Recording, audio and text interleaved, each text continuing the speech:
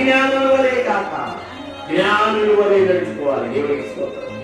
దినములు చెడ్డవి కనుక మీరు సమయమును పోనీయక సద్వినియోగం చేసుకొనొచ్చు.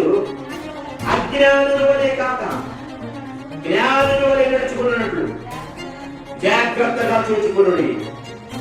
ఎందు నిమిత్తము మీరు అవిజయులైపోకుండా అవివేకులు కాకుండా ప్రభు ఒక చిత్తమేమిటో గ్రహించి నడుచుకోవాలి. దేవునికి స్తోత్రాలు. ఎఫెసీయులకు రాసిన పత్రికలో చక్కని మాట గమనించండి.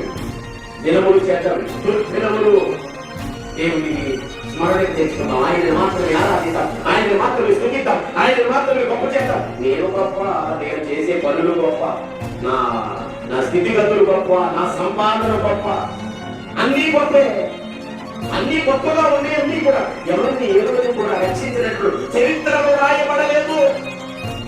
గొప్ప అలెగ్జాండరే, ప్రపంచాన్ని జయించిన అలెగ్జాండరే. ఎంత సంపాదించినా, ఎంత పేరు ప్రఖ్యాతులు కలిగి ఉన్నా నేనేమి సంపాదించలేదయ్యా, అంతా శూన్యమని ఆ సమాధి పెట్టిలో నుంచి చేతులు బయట పెట్టి అంతా ఏమి లేదు, పుట్టి చేతులు చేయాలనుకున్నాను, ఎలాగైతే వచ్చానో అలాగే వెళ్ళిపోతున్నాను, ఏమీ తీసుకుని పోలేదు అని తెలియపరిచాడు. జ్ఞానవంతుడు అలెగ్జాండర్, ప్రపంచాన్ని జయించిన అలెగ్జాండర్. చరిత్రలు చదివితే తెలుసు. ఏదో ఒక అక్షరం నేర్చుకుని మాకు తెలుసు, మేము చేతనంగా మేము చేసే పనులు కూడా దేవుడు కంటే అనుకోవడం కాదు. నీవు చేసేది దేవుని సత్యమైన క్రియ. నీవు చేసే పని వలన నీ కుటుంబం రక్షింపబడాలి, నీవు చేసే పని వలన నీ బిడ్డలు రక్షింపబడాలి, నీవు చేసే ప్రార్థన వలన, నీవు చేసే ఆరాధన వలన నీ కుటుంబం మంచి రక్షణ అనుభవానికి నడిపిపోవాలి. చెడ్డ పనులు చేయకూడదు, చెడ్డ దినముల్లో కలిసిపోతాం. ఏ దినములు అండి? ఏ దినములు? దినములు చెడ్డవి కనుక సమయము పోనీయక. మనం దినములు చెడ్డవి అని చెప్తే ఆ చెడ్డ దినాల్లోనే కలిసిపోతాం. వెళ్ళిపోయి ఆ చెడ్డ దినాల్లోనే కలిసిపోయి మేము కూడా నువ్వు తిరుగుతున్నావా పాస్టర్ని, దైవజనుని, యేసుక్రీస్తుని, మేము కూడా తిరుగుతాం అని తిట్టేస్తాం.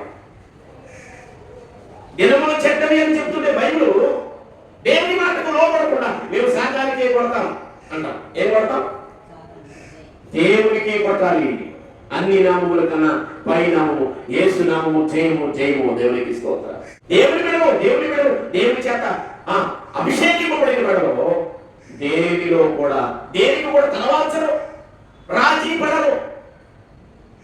దేవుని సన్నిధిలో గడిపి దేవునికి స్తుతించడానికి ఇష్టపడతారు. దేవునికి స్తోత్రం. హల్లెలూయా. గమనించండి, దేవుని నామానికి మహిమ కలగాలి, ఆయన నామే గొప్ప చేయబడాలి. ప్రార్థన చేసుకున్నాం, తల వచ్చి కళ్ళు మూసుకుని, ప్రభువా నిజమే తండ్రి, మేము చేస్తున్న పనులను బట్టి, మీరు మాకు ఇచ్చిన ఆశీర్వాద దీవెన కలిగిన వచనములను బట్టి నీ స్తోత్రము. నీ వాక్యములకు భయపడి, నీ కట్టడలకు భయపడి, నీ వాక్య జ్ఞానములకు లోబడి బ్రతుకున్నట్లుగా సహాయం చేయండి. ఇదే మా తుది నిర్ణయముగా మమ్మల్ని బలపరచండి. ఇది మా తుది వరకు నిలుచు నిత్య నిర్ణయము, నిత్య నిర్ణయం అని మేము బ్రతుకున్నట్లు మమ్మల్ని బ్రతికించండి తండ్రి. నీ స్తోత్రములు స్తోత్రము.